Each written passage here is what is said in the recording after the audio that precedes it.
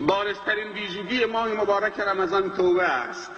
یعنی ماه رمضان برای توبه کردن هست و بهترین دعایی که در شبهای قدر انسان از خدا می‌طلبد این دعاست. ام المؤمنین عایشه رضی الله عنهما سوال فرمودند ای رسول خدا صلی الله علیه و سلم، اگه شب قدر رو ملاقات کردم چه دعایی بطلبم؟ راهنمایی بفرما. گفت این دعا: اللهم انک عفو تحب العفو فاعف عنی. اللهم انک عفو تحب العفو فاعف عنا. پروردگارا تو با گذشت هستید و گذشت کردن را دوست دارید و عفو و بخشش از بندگان گنهکار و تقصیرکار را دوست دارید. خدایا نگاه به بدی ما نکن، نگاه به خوبی خودت بکن. خدایا نگاه به تقصیر ما نکن، به جرم ما نکن. خدایا نگاه به رحمت خودت بکن. خدایا ما در ماه رمضان از تو هیچی نمی‌طلبیم، فقط بخشش می‌طلبیم، مغفرت می‌طلبیم، رحمت می‌طلبیم، بهشت می‌طلبیم. به تو پناه میبریم از خشم و غضب تو و جهنم تو. خدایا دستای ما را خالی بر نگردان و امید ما را ناامید نگردان. بارزترین ویژگی این ماه توبه است. هر کسی در گذشته این ماه، این 24 روز کوتاهی کرده، این چند روز باقی مانده را دریابه. یک توبه نصوح دست جمعی لازم است. کلا همه مردم باید توبه بکنن. اول علما، دوم طلاب، سوم معلمین. چرا اینا رو میگم؟ اول علما، چهارم معلمین مدارس، چه حوزه ها و چه مدارس دیگر. چون اینها بازاری ها، دانشجوها، ورزشکارا، مادرها، خواهرها، دخترها، پسرها، همه باید توبه بکنن تا رحمت خدا نازل بشود. علت گناه سه چیز است: یک جهل، دو ضعف اراده، سه تکبر. اگر گناه از روی جهل و نادانی باشد، وظیفه علما و معلمین و طلاب اینه که مردم رو آگاه بکنن، کلاس بذارن. خیلی از مردم گناه میکنن نمیدونن که این گناهه. وقتی بهش تذکر میدی میگه خدا ببخشه، کاش که 4 ماه زودتر میگفتی. خدا ببخشه، ما نفهمیدیم، کسی هم به ما نگفت، معذوریم. خدا از تقصیر ما بگذره، دیگه انجام نمیدهیم. وظیفه علما رو سنگین میکنه. خیلی از مردم امروز میگویند ما نمیدونستیم این گناه، آلوده شدیم. طلاب کجا هستن؟ علما کجا هستن؟ کافیه رو کرسی نشستن دردی رو دوا نمیکنه. مسلمان‌ها رو از ما میگیرن. زمانی که علما به مدارس چسبیدن و به منابر چسبیدن و حرکت نکردن برن در روستاها و در اطراف و در مناطق خودشون عرضه بکنن، علمشون رو به مردم برسانن، دشمنان اسلام عزیزترین سرمایه ها رو از ما گرفت. جوانای ما همه آلوده شدن. با نشستن کاری، در حرکت برکت است، در قبول زحمت رحمت است، در هجرت بشرت است. اگر علت گناه ضعف اراده باشد،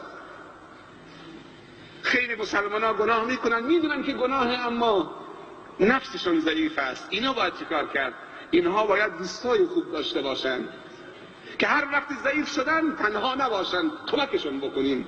هر کسی ضعف اراده دارد و گناه میکند و گریه میکند، یک دوست خوبی برای خودش انتخاب بکند و بگوید من ضعیفم، من ناتوانم، من گناهکارم، مواظب من باش که من اشتباه نکنم، من به خطا نرم. اگر ایمانتون رو دوست دارید. اما علت سوم و آخرین علت تکبر. خیلی از انسانها گناه از روی تکبر میکنن. خدا نکند که گناه من و تو از روی تکبر باشد. گناه ابلیس از روی تکبر بود.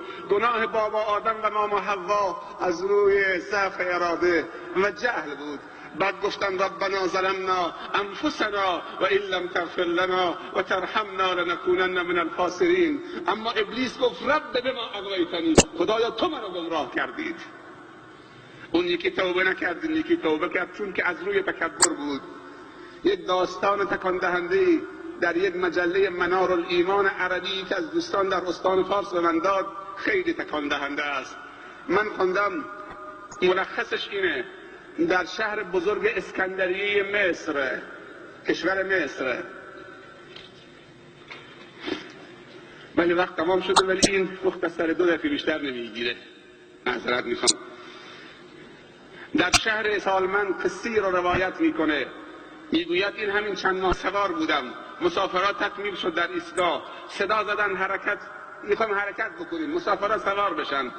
جای 1 نفر 2 نفر خالی بود، صندلی جلو من.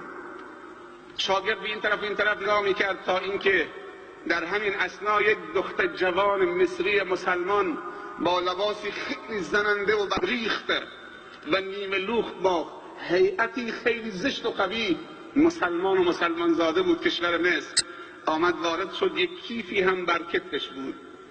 وقتی وارد شد موت و بدن من سیخ شد و کل مسافرین همه مات و مبهوت شدند. حیرت آور بود. آمد برعکس جلو من رو همون صندلی خالی نشست.